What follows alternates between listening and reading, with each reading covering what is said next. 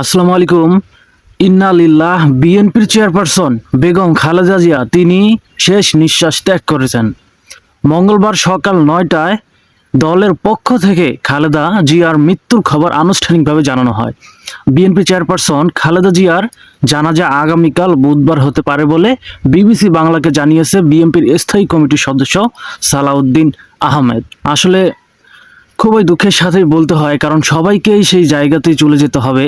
কিন্তু বিএনপির সর্বোচ্চ সম্মাননা দেওয়ার পরে, অর্থাৎ জিয়াউর রহমানকে সর্বোচ্চ সম্মাননা দেওয়ার পরে দ্বিতীয় কোনো ব্যক্তি যদি থেকে থাকে সেটা হচ্ছে বেগম খালেদা জিয়া। প্রকৃতির নিয়ম অনুযায়ী সকলকেই সেই জায়গাতেই যেতে হবে, এটা তার জন্য অবশ্যই সকলকেই মেনে নিতে হবে। তিনি আজকে হয়তো আমাদের মাঝে নেই, তিনি থেকে যে পরিমাণে দেশের জনগণের জন্য লড়েছেন এটা আমরা কখনোই ভুলবো না। অবশ্যই আমরা প্রত্যেকটা জনগণ তিনার জন্য দোয়া করব, যেন আল্লাহ পাক তাকে জান্নাতের উচ্চ মাকাম দান করে।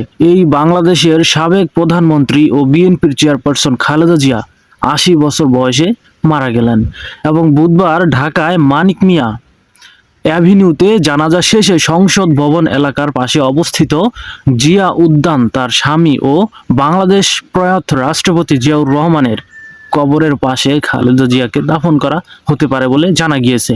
এবং সবচাইতে একটা বড় বিষয় হচ্ছে যে আমাদের দেশের জন্য সর্বসময় লড়া এই নেত্রী সব হারিয়ে শত অপমানেও কিভাবে নিজের মর্যাদা আর আত্মবিশ্বাস অক্ষুণ্ণ রেখে, নিজের প্রতি অবিচল আস্থা আর বিশ্বাস বজায় রেখে মাথা উঁচু করে শেষ পর্যন্ত লড়ে যেতে হয়, তার এই ইচ্ছা শক্তিই ছিল তার অবিচল দেশপ্রেম।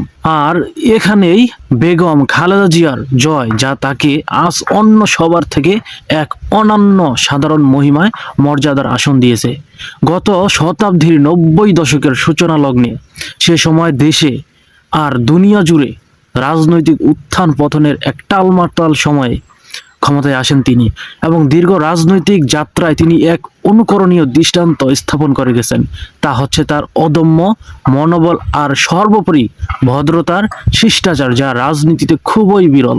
আসলে একজন নেত্রী হয়ে তিনি দেশের জন্য যত কিছু করেছেন সেটা আসলে দেশের জনগণ কখনোই ভুলবে না।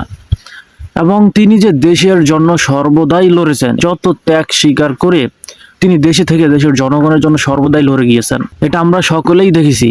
আসলে দলের চেয়ারপারসন খালেদা জিয়ার মৃত্যুতে ৭ দিনের শোক কর্মসূচি ঘোষণা করেছে বিএনপি, এবং আজ মঙ্গলবার থেকে আগামী ১ সপ্তাহ দলটির সব কার্যালয়ে কালো পতাকা উত্তোলন করা হবে এবং এই সময়ে কালো ব্যাজ ধারণ করবে দলের নেতাকর্মীরা। তবে তিনার এই মারা যাওয়ার বিষয়টা নিয়ে অনেকেই অনেক ধরনের প্রশ্ন করতে পারেন। অনেকের মনে হয়তো এমনও প্রশ্ন থাকতে পারে যে তিনি হয়তো ১০-১৫ দিন আগেই মারা গিয়েছেন এবং আজকেই তিনার বিষয়টা আর কি বলা হলো। আসলে এমনটা যে হবে এটা আসলে শিওর না, আপনিও শিওর না, আমিও শিওর না। কেননা যেহেতু এটা আনুষ্ঠানিকভাবে জানানো হয়নি, সেজন্য এটা আপনিও বলতে পারবেন না, আমিও বলতে পারবো না।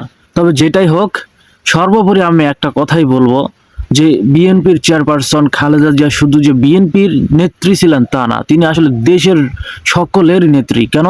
কারণ তিনি যে দেশের জন্য সর্বদাই লড়ে গিয়েছেন, এর থেকে বড় কিছু আমরা আর কোনো কিছুই বলতে পারি না। তিনি দেশের জন্য সর্বদাই সর্বকণ্ঠে সবসময় অন্যায়ের বিরুদ্ধে কথা বলতেন, এটা আমরা সকলেই জানি। আমরা অবশ্যই তিনার জন্য সর্বদাই সর্বক্ষণে অবশ্যই আল্লাহ পাকের কাছে দোয়া করব, যাতে আল্লাহ পাক তাকে জান্নাতের উচ্চ মাকাম দান করে।